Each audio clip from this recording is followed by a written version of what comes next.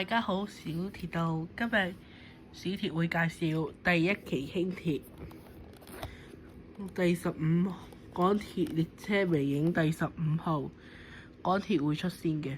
事冇啦，等咗好幾個月啦。呢度可連接其他車，獨立零件，可活動車輛路線751和友愛。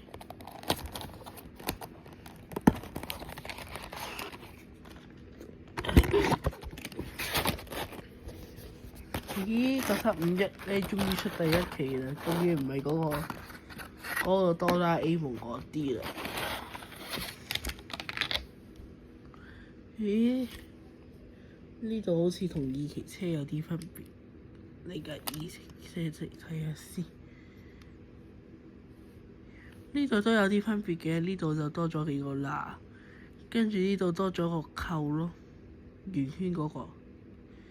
應該係獨立剎車系統嚟嘅，跟住個天光一樣啦。呢度幾乎都冇乜變過，不過1期車呢度多咗粒嘢，呢度冇嘅。後面一個有逃生艙，一個咧緊急逃生艙，一個咧緊急逃生窗。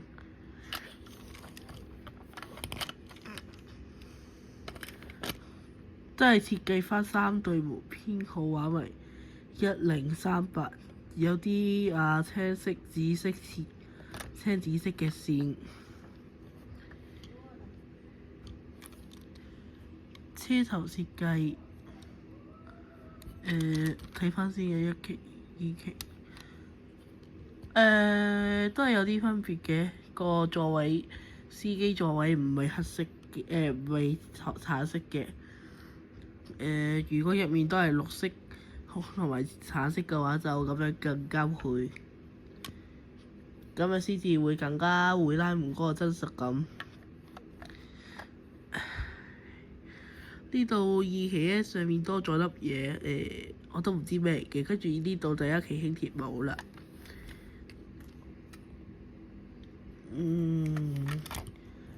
下次我哋條片咧應會介紹2期九廣鐵路版嘅，希望可以俾個 like 同埋 subscribe 啦，多謝各位。